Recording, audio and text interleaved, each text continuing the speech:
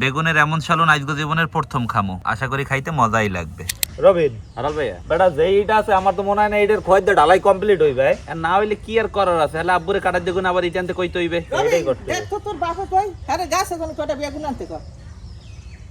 আম্মু আব্বুরে তো আশপাশে দেখতে আসি না। এরাল ভাই আমরাই তো যাই বেগুন আনতে পারি। বেগুন গাছ কোন আনে?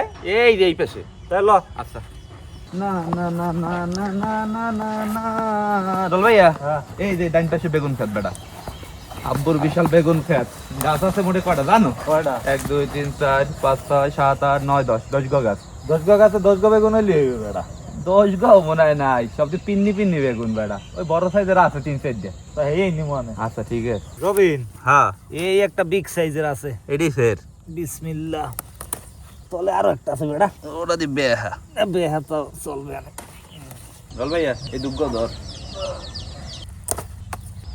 এইতে হইবে না রল ভাই ল। আচ্ছা ল। আরে ল কি করছ তোরা? গাছে দি সব ছোট বড় বেগুন হিজি লইছো। আম্মু আমরা তো জানি না, আমরা তো মনে করছি সব বেগুনই লাগবে। আরে খালি দুটো বেগুন লাগবে। কে মই কি রানবা দুগ্গ বেগুন লাগবে? আইছে আমরা একটা খাওয়া তৈরি করব, তোরা জীবনও খাও নাই। ওরে আল্লাহ কি এমন খাওন দেখ মনে, তা তুমি তৈরি করো আর বাহিতে বেগুনটি থাকবে, এই বাইরে দিও পরে খামু মনে। হ্যাঁ ঠিক আছে দিন মনে। আচ্ছা বেগুনের মজাদার সালন রান্দার পান্নে আমরা এখানে এই দুগ্গ বেগুন লইছি, এখন এই বেগুন করতে হইবে।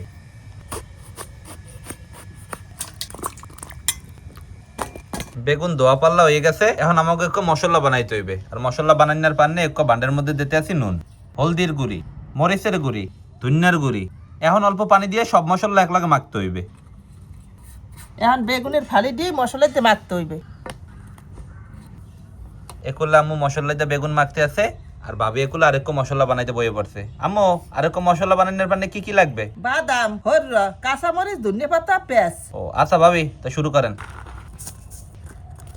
সবাই শেষে এখন দিতে আছি কুচান্না পেঁয়াজ। সব ময় মশলা গুজগাছ করা হয়ে গেছে, এখন আমরা বেগুন ভাজবো। বেগুনের এক পিঠ ভাজা হয়ে গেছে, এখন উল্টে আর এক পিঠ ভাজতে হইবে। আম্মু বেগুন কি কড়া করে ভাজবা?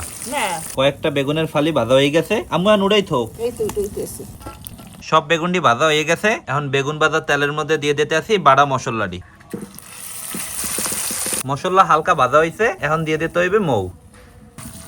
মশলাও কষান্য হয়ে গেছে, এখন দিতে আছি অল্প একটু নুন, হলদির গুঁড়ি, মরিচের গুঁড়ি, ধনিয়ার গুঁড়ি, আদা বাটা, জিরা বাটা, রসুন বাটা।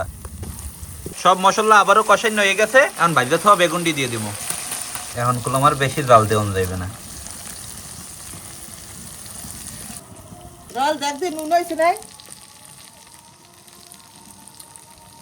ঠিক আছে পারফেক্ট। বেটা পুরো পারফেক্ট। বেগুনের দারুণ স্বাদের একটা সালন রান্দা হয়ে গেছে, আম্মু এখন উড়াই থাও। এই তো উঠেছি বেটা। বিসমিল্লাহ।